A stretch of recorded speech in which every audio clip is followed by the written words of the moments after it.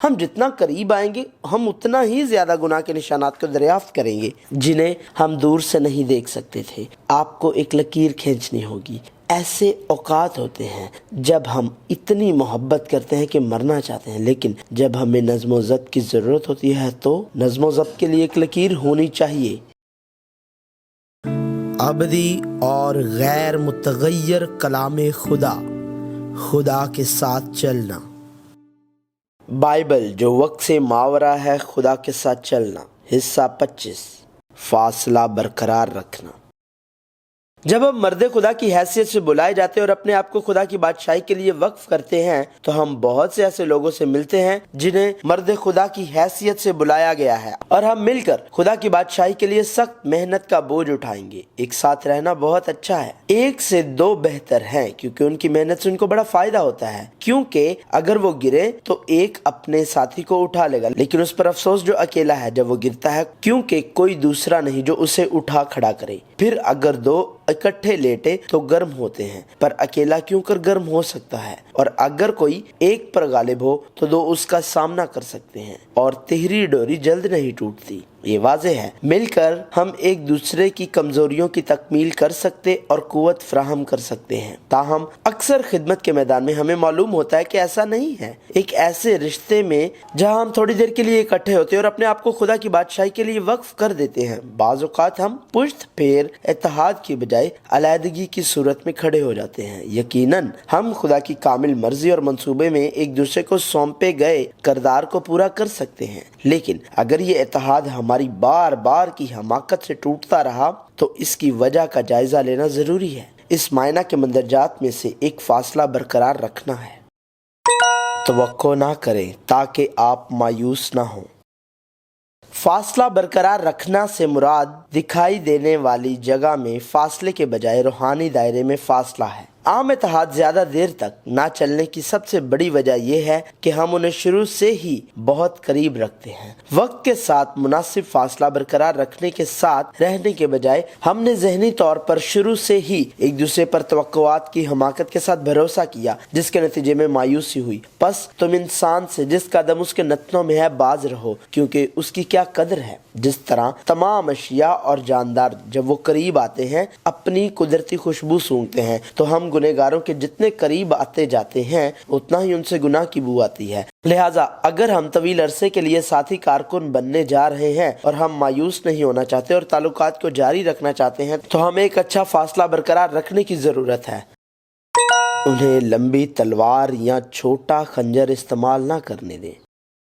اگر رشتہ بہت قریب ہے تو ہمیں گناہ کے خنجر سے تکلیف پہنچ سکتی ہے جو کہ دوسرے شخص کے پاس ہے، اور بالآخر مایوسی سے بالا تر دھوکہ اور تقسیم کا باعث بن سکتا ہے۔ نیز یہاں تک کہ اگر رشتہ دار بہت دور ہے تو بھی ہم دوسرے شخص کے پاس گناہ کی لمبی تلوار سے زخمی ہو سکتے ہیں اور اتحاد ٹوٹ سکتا ہے۔ اپنا فاصلہ برقرار رکھنا ضروری ہے۔ عوامی اور نجی جگہوں میں فرق ہونا چاہیے۔ جس طرح ایک ٹرین کی دو پٹڑیاں مناسب فاصلہ پر رکھی جائیں تو ٹرین لمبا فاصلہ طے کر سکتی ہے۔ لہٰذا اگر ہم چاہتے ہیں کہ اتحاد طویل عرصے تک رہے تو ہمیں اس فاصلہ کو برقرار رکھنا پڑے گا۔ قریب ہونا اور دور ہونے کو دہرانا حماقت ہے۔ ہمیں شروع سے اس فاصلے کو اچھی طرح قائم رکھنے کی ضرورت ہے۔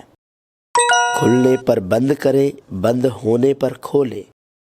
کچھ لوگ ایسے ہیں جن کے ساتھ اکٹھے چلتے ہوئے ہمارے دل زیادہ کھلے ہوتے ہیں۔ کچھ لوگ ایسے ہیں جن سے ہم بغیر کسی خاص وجہ کے زیادہ کھلتے ہیں، اور کچھ لوگ ایسے ہیں جن سے ہم کسی خاص وجہ کے بغیر اپنے دل بند کرتے ہیں۔ چونکہ تمام انسانوں کے جذبات ہوتے ہیں، وہ ایک جیسے رجحانات رکھنے والے لوگوں کے لیے اپنے دل کھولنے اور ان لوگوں کے لیے اپنے دلوں کو بند کرنے کے پابند ہیں جو مخالف رجحانات رکھتے ہیں۔ لہٰذا ہماری زیادہ تر دوستیاں ان لوگوں کے ساتھ ہیں جو ایک جیسے رجحانات رکھتے ہیں۔ اہم بات یہ ہے کہ لوگوں کے لیے ہم بغیر کسی وجہ کے زیادہ کھولتے ہیں تو ہمیں دروازہ قدرے بند کرنا ہے، کیونکہ عام طور پر اگر ہم بہت جلد قریب آ جاتے ہیں تو تعلقات زیادہ دیر تک نہیں چل پائیں گے۔ نیز جن کے لیے ہم بغیر کسی وجہ کے اپنے دل بند کرتے ہیں ان کے لیے تھوڑا دروازہ کھولنا ضروری ہے، کیونکہ جب ہم تھوڑا زیادہ سیکھتے ہیں تو ہمیں پتہ چلتا ہے کہ ہمارے جذبات اور جذباتی فیصلے غلط ہیں۔ عجیب بات یہ ہے کہ یسوع نے اپنے شاگردوں کے سامنے اپنا دل نہیں کھولا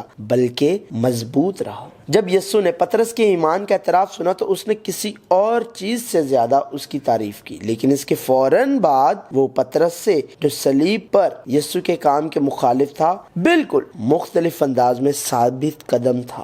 یسوع نے جواب میں اس سے کہا، مبارک ہے تو شمعون بر یونا، کیونکہ یہ بات گوشت اور خون نے نہیں بلکہ میرے باپ نے جو آسمان پر ہے تجھ پر ظاہر کی ہے۔ یسوع نے پھر کر پطرس سے کہا، اے شیطان میرے سامنے سے دور ہو، تو میرے لیے ٹھوکر کا باعث ہے، کیونکہ تو خدا کی باتوں کا نہیں بلکہ آدمی کی باتوں کا خیال رکھتا ہے۔ ہنسی، وقت اور پیسہ بچائیں۔ اگر ہم اپنا فاصلہ برقرار رکھنا اور اچھی شراکت داری اور اتحاد رکھنا چاہتے ہیں تو ہمیں بچانا ہوگا۔ سب سے پہلے ہمیں ہنسی کو بچانے کی ضرورت ہے۔ ہنسی اور مسکراہٹیں چند ایسے آلات ہیں جو لوگوں کے دلوں پر قبضہ کرتے ہیں۔ جب لوگ ایک دوسرے کے قریب آئیں تو ہنسی اور مسکراہٹ سے بہتر کوئی چیز نہیں۔ تاہم فاصلہ برقرار رکھنے کو بچانا بھی ضروری ہے۔ جس طرح تمام مواد کو صرف اس لیے استعمال کرنا دانشمند نہیں کہ ہمارے پاس ہے، اور اگر ہم اسے محض اس لیے نہ چھوڑیں کہ ہم ہنس سکیں تو پھر وہ ہنسی اور مسکراہٹ بعد میں ناراضگی کی شکل اختیار کر سکتی ہے۔ یہ وقت کا فاصلہ رکھنے کے بارے میں ہے اور ہمیں وقت بچانا ہے۔ اگر ہم شروع سے ہی پورا وقت ساتھ گزارتے ہیں جیسا کہ پہلے ذکر کیا گیا ہے تو توقعات اور غلط فہمیاں بھی بڑھ سکتی ہیں۔ پہلی بار ایک ساتھ رہنے میں ناکامی مایوسی اور غلط فہمی کا باعث بن سکتی ہے۔ یسوع کی طرح کسی نے بھی اپنے شاگردوں کے لیے اپنی ہنسی کو نہیں چھوڑا۔ ہمیں مواد کو بچانے کی بھی ضرورت ہے۔ یہ ایک ہی چیز ہے۔ اگر ہنسی، وقت، مواد اور بہت زیادہ دلچسپی کے آلات شروع سے ہی ایک نئی چمکدار چیز کی طرح استعمال ہوتے ہیں تو بعد میں ہم یہ نہیں کہہ سکتے کہ مزید نہیں۔ برقرار رکھنے کا مطلب تسلسل ہے۔ یہ اوپر اور نیچے نہیں اور نہ ہی ایسے اور ویسے بلکہ مسلسل ہے۔ اگر یہ ایک لمحے کے لیے بھی چمکدار نہ ہو، یہ ایک گہری خوشبو کو گلے لگانا ہے جسے دور سے سونگھا جا سکتا ہے، یہاں تک کہ یہ ایسا پھل جو کثیر اور زیادہ لذیذ ہوتا ہے نہیں دیتا، چاہے وہ نامعلوم ہو اور نہ ہی ظاہر ہو۔ پھر بھی ہمیں اسی جگہ پر مستقل سایہ بننے کی ضرورت ہے۔ اسے ایک موسم میں غائب ہونے کے بجائے تمام موسموں کے لیے ایک ہی جگہ پر رہنے کے لیے ہمیں اسے بچانے کی ضرورت ہے۔ یہ کنجوس ہونے کے بارے میں نہیں ہے، یہ اعتدال پسند ہونے کے بارے میں ہے۔ لکیر کھینچیں۔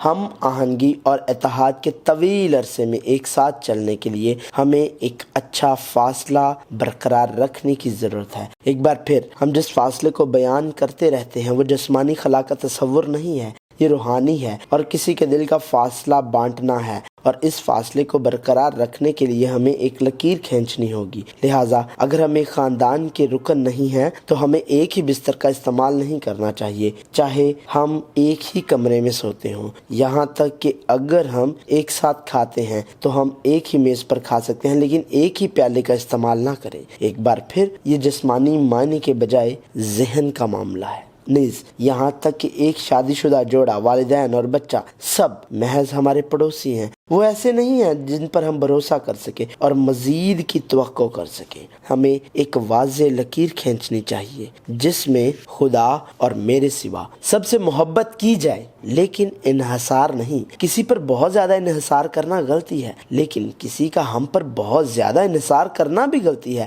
ہمیں واضح طور پر یاد رکھنا چاہیے، اپنے دلوں سے محبت کریں۔ محبت کا اظہار کرنا درست ہے، لیکن جو محبت ناپختہ صورتحال میں ظاہر ہوتی ہے وہ آسانی سے ایک دوسرے کو تکلیف پہنچا سکتی ہے۔ یہ شخص پر منحصر ہے۔ ایک محبت وہ ہے جو ہم وصول کرنا چاہتے ہیں اور ایک محبت وہ ہے جو ہم دینا چاہتے ہیں۔ ایک محبت ہے جس کا ہم صرف اس لیے اظہار کرتے ہیں کہ دوسرا شخص اسے چاہتا ہے، اور وہ محبت جو میں بے قابو طور پر صرف اس لیے ظاہر کرتا ہوں کہ میں چاہتا ہوں، لیکن جب اس رویے کو جاری نہیں رکھا جا سکتا تو یہ دوسرے شخص میں مایوسی کا باعث بن سکتا ہے، اور غلط فہمی مایوسی کو پیدا کر سکتی ہے۔ بائبل میں محبت ہمارے خیال سے زیادہ گہری ہے۔ یہ ایسا نہیں ہے کہ میں اپنی خاطر دوسرے سے محبت کرتا ہوں، بلکہ یہ کہ میں نے اپنے آپ کو دوسرے کے لیے عاجز کر دیا ہے۔ یسوع نے آخر تک اپنے شاگردوں سے محبت کی۔ عید فصح سے پہلے جب یسوع نے جان لیا کہ میرا وہ وقت آ پہنچا کہ دنیا سے رخصت ہو کر باپ کے پاس جاؤں، تو اپنے ان لوگوں سے جو دنیا میں تھے جیسی محبت رکھتا تھا آخر تک محبت رکھتا رہا۔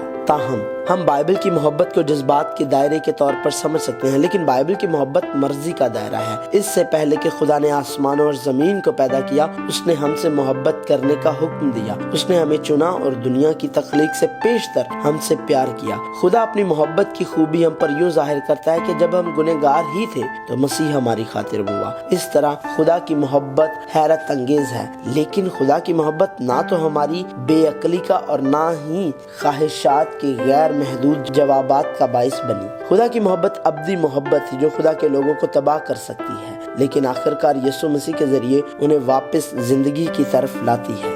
بائبل جو وقت سے ماورا ہے، خدا کے ساتھ چلنا جاری ہے۔